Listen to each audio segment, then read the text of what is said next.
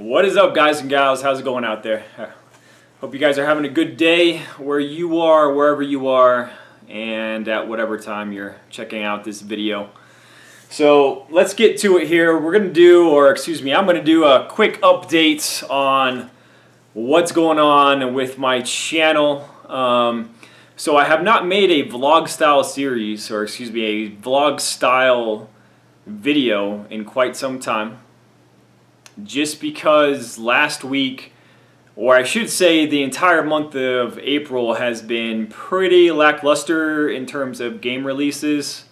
So the first thing that I want to go over is what games that I'm no longer playing anymore. So if you've been on my channel for any certain amount of time, you've probably seen me play Dark Souls 2, Devil May Cry, the Definitive Edition for PlayStation 4, as well as Wolfenstein on the Xbox One. And I just want to say right now I will no longer be doing gameplay footage or uploading gameplay footage for any of those titles. Dark Souls 2 for the Xbox One, I put up 10 videos of that game release, and I played about all I've wanted to play so far for the Xbox One. I just wanted to put some videos out there for Dark Souls 2, Scholar of the First Sin, simply so some folks can see what it looks like on the next gen console, so you guys can better decide if it's worth your purchase or not, basically. I did play the game myself on the PlayStation 3 when it first came out, and I logged over 60 hours. I would say closer to over 100 hours on Dark Souls 2 when it first came out for the PlayStation 3. So there's really no need for me to do another playthrough on the Xbox One. I'm just going to leave it at 10 videos, and you guys should be able to get a good idea of what the game's like for the next-gen consoles. I just want to say one thing. On Dark Souls 2, Scholar of the First Sin, there is a game bug that's in the process of being fixed. It has to do with the weapons in that game. And on the next-gen consoles, the problem that they're running into is at 60 frames per second, basically the weapons are breaking down faster because it's at 60 frames per second. So if you go back and watch any of my gameplay footage of Dark Souls 2 on the Xbox One, you're going to see that I'm having issues with my weapons breaking really quickly. I mean, I would kill like 30 bad guys and my weapon would be on the verge of breaking already. So it's pretty ridiculous. And I did some research and I read an article where the game developers said that that game bug is directly tied to the 60 frames per second on the next gen systems, and that they'll need to come up with a patch to fix that. I don't know if an update's been released or not, but if you are having problems with Dark Souls 2 on either the PlayStation 4 or the Xbox One with the weapons breaking, that's basically what's happening, is because it's at a higher frame rate on the next gen console, so it's jacking things up there. Let's see, moving on to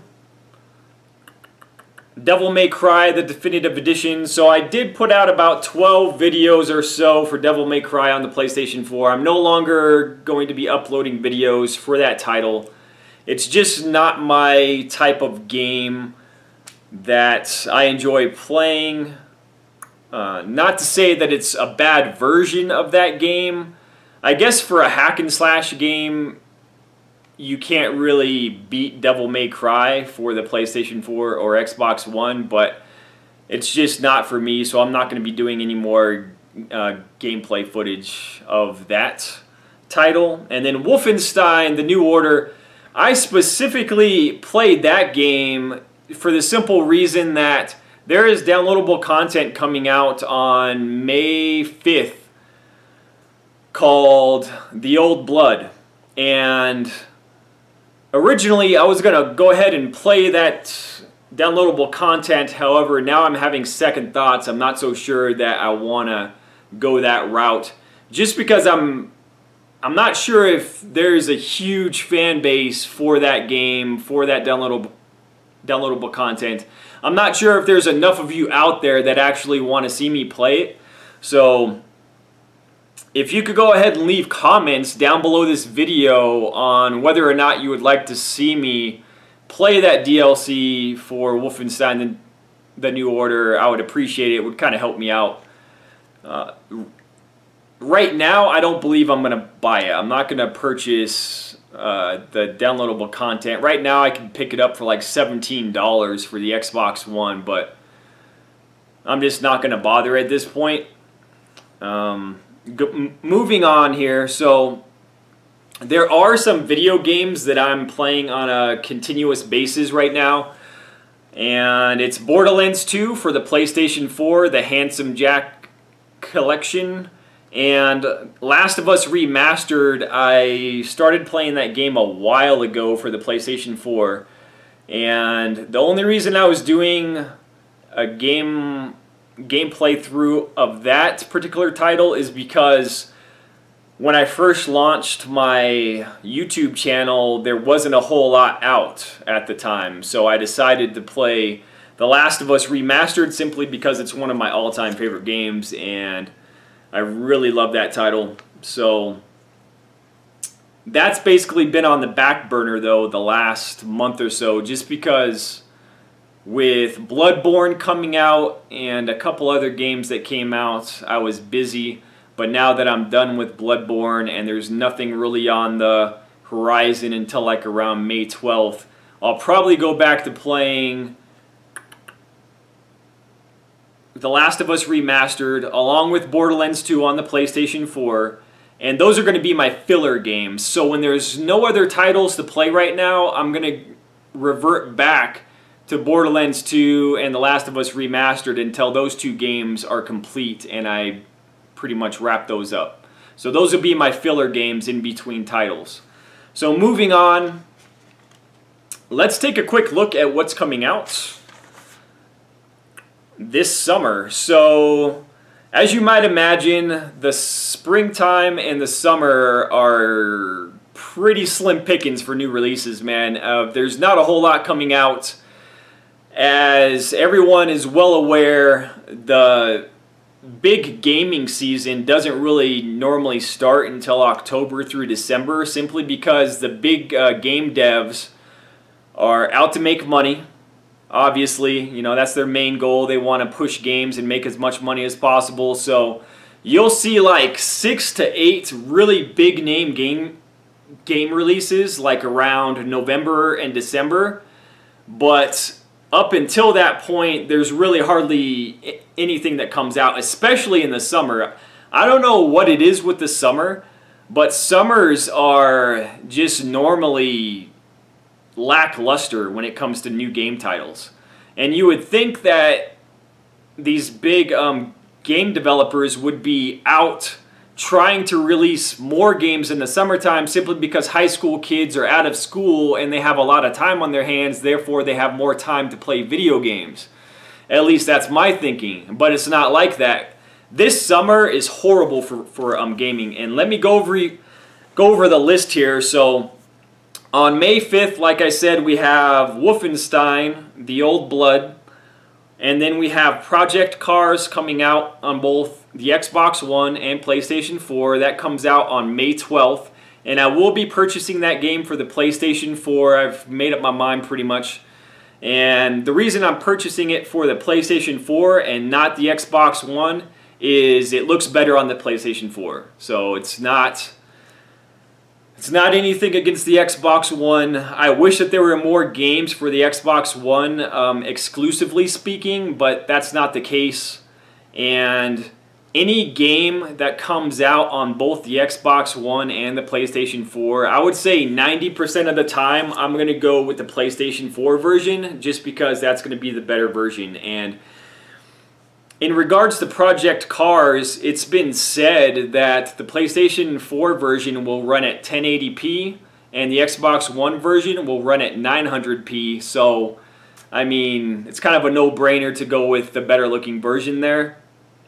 And moving on to The Witcher 3, The Wild Hunt, that is going to be the big game, I believe, of the year, if not, well, it's definitely going to be the big game of the summer, but I'm thinking it's also going to be the big game of the year, if not game of the year. That game drops on May 19th, and I just pre-ordered my copy today. I purchased it on the PlayStation Network. I purchased the $80 version. It's like a expanded version of the game, which supposedly comes with an extra 30 hours of game content, which is awesome. And then it also came with a theme for the PlayStation 4.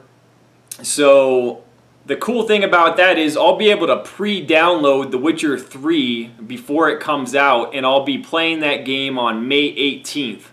So look for that to come in the middle of May. And then after that we have Destiny House of Wolves. I don't know who the hell is still playing Destiny, but if you are still playing Destiny, there's downloadable content called the House of Wolves, and that is dropping on May 19th. I do have Destiny. I was one of the morons that rushed out to the store and picked up Destiny, and I was, I kind of bought into the hype and I was excited. And the first few hours of playing Destiny, I was like, all right, this game's pretty cool, but honestly, come on, man, Destiny is a flaming pile of crap, man. It's probably one of the worst games.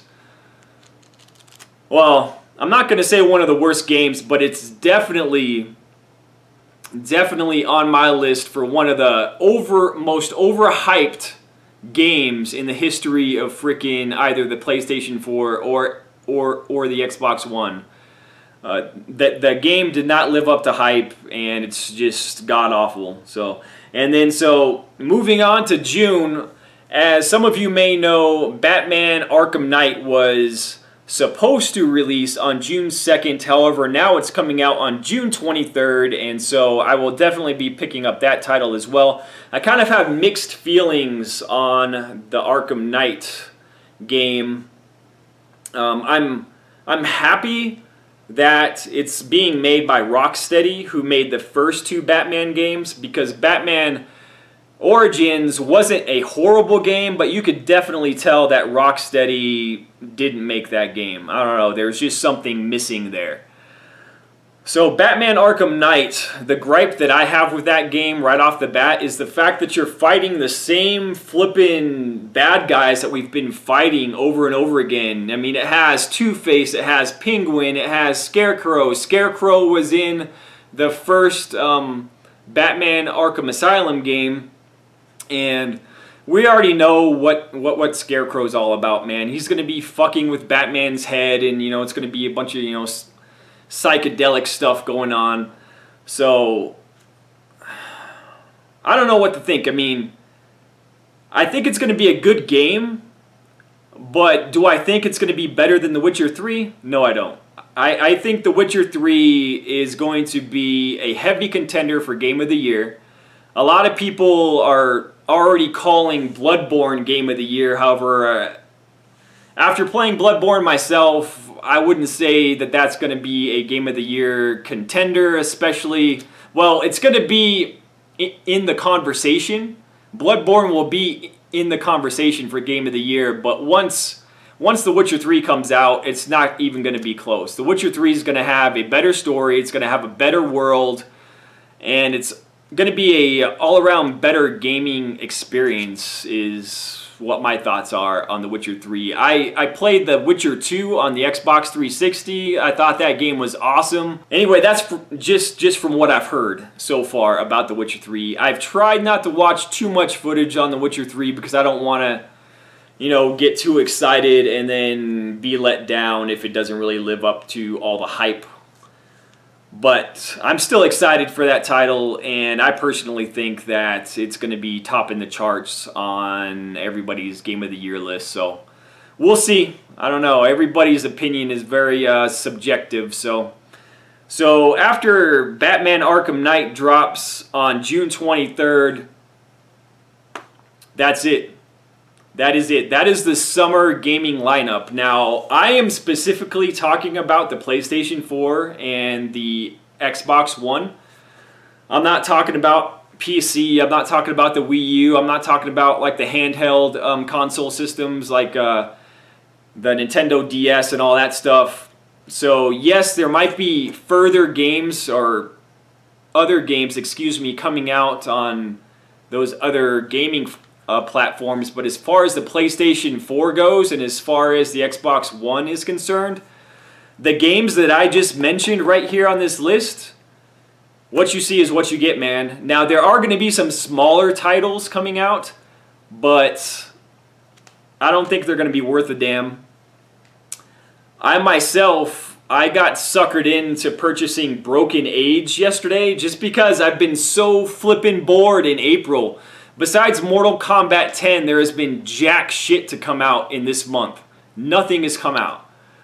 I mean, there's been some smaller titles, but nothing that I really want to play. So I purchased Broken Age, which is a indie title for the PlayStation 4, and I've uploaded 2 videos to YouTube, and I just recorded a couple more videos, and I don't think I'm going to be recording much more footage of that game. As a matter of fact, I might record one more video and then call it quits.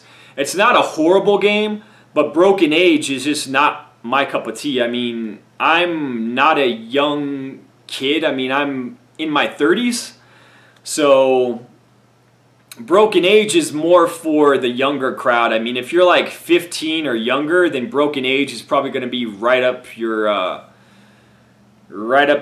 alley, so to speak. But for me, it's just, I don't know. It's like playing like a little kid's game for me.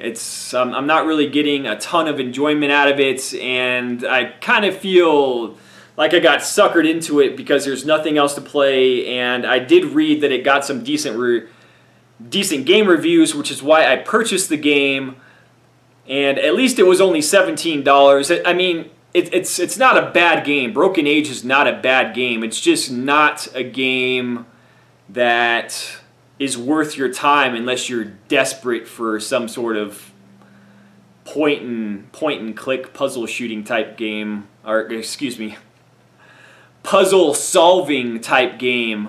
Puzzle shooting, I don't even know what the fuck that would be. But yes, Broken Age is a largely puzzle based game where you click on certain points on the screen, and then your character will go investigate where you click, and you have to figure stuff out. It's really rudimentary and really not that interesting. You get bored after like 2 hours, or at least I got bored after a couple hours of playing it. So I'm going to go back to playing Borderlands 2 for the PlayStation 4, as well as The Last of Us Remastered, like I said at the beginning of the video. So yeah, that's it. The only other game coming out in the summer that is of any note is God of War 3 for the PlayStation 4, but honestly, I don't even know if I'm going to pick up God of War 3 for the PlayStation 4. I played it for the PlayStation 3, I own it for the PlayStation 3, so unless there's some major game improvements, I mean, I don't know, it's like I'm at a crossroads with all of these definitive editions. These definitive editions have somewhat saved this current generation of consoles because there's been such a lackluster game lineup for both the Xbox One and the PlayStation 4 that the only saving grace for either system has been these definitive edition games that have come out. I mean, just think, just for one moment, just take away all of the definitive edition games, what games are we left with? I mean, seriously. For the Xbox One, there's been barely any really good exclusives to come out for that console, with the exception of Sunset City or whatever the hell that game is.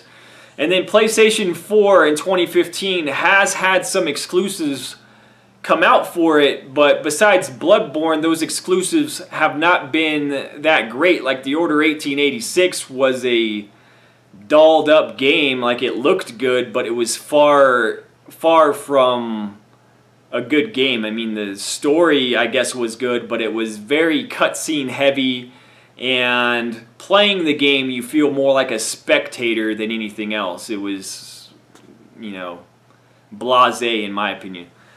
You know, there's been no new games to play. Really, the best game that I've played this year besides Bloodborne, has been Dying Light. Like, this past week, I actually took the week off. I uploaded some gaming footage for Borderlands 2 on the PS4, and then the rest of the week, last week, I actually played Dying Light off camera.